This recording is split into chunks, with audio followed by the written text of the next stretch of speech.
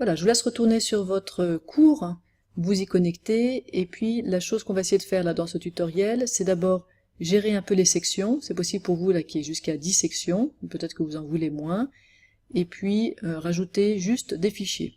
Pour l'instant, on va déjà faire ces deux choses-là.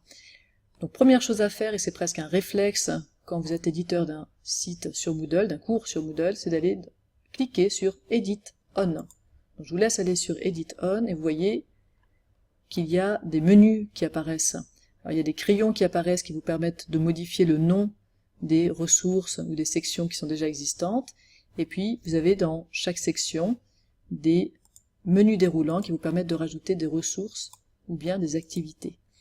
Alors Moodle fait la distinction entre les ressources, qui sont ce qui va nous intéresser nous aujourd'hui, c'est-à-dire des ressources statiques, qui ne demandent pas d'intervention de l'élève. Donc on donne quelque chose aux élèves ou à n'importe quelle personne qui va sur ce site.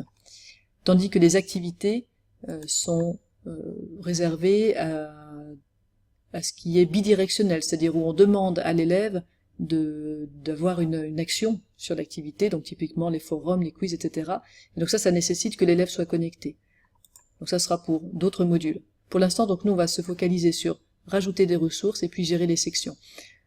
Commençons par gérer les sections. Si vous voulez supprimer ou ajouter des sections, vous avez en bas le plus moins. Ici, je clique sur moins, je supprime une section et je n'ai plus que 2 sections, si tout va bien. Voilà, c'est qu'elles sont en haut. Vous pouvez en modifier le nom. Alors, pour l'exemple, je vais faire un site sur les compositeurs, certains compositeurs de l'époque baroque. Donc je vais renommer ma section en Antonio Vivaldi, voilà. Il faut faire entrer pour que ce soit pris en compte. Donc je commence déjà à avoir quelque chose qui ressemble un peu à ce que je veux, et puis je vais rajouter maintenant un PDF. Donc c'est une ressource, c'est un fichier, donc je clique sur ajouter un fichier. Ici on me demande le nom du fichier, donc c'est le nom qui apparaîtra qui sera affiché, c'est pas forcément le nom du fichier lui-même, c'est le nom que je veux voir affiché sur Moodle. Donc je vais par exemple marquer biographie de Vivaldi, et vous pouvez laisser la description vide pour l'instant, on en reparlera plus tard, et puis ici je vais cliquer pour choisir de déposer un fichier.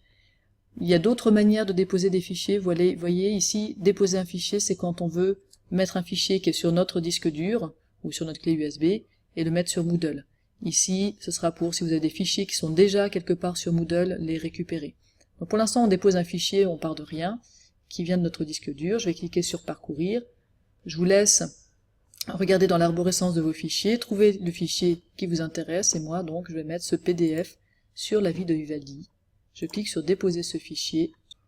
Vous pouvez ensuite, si vous voulez, regarder tout ce qu'il y a dans les sous-menus, mais je vous propose pour commencer, pour faire simple, de simplement cliquer sur Enregistrer et revenir au cours et voir ce qui s'est passé.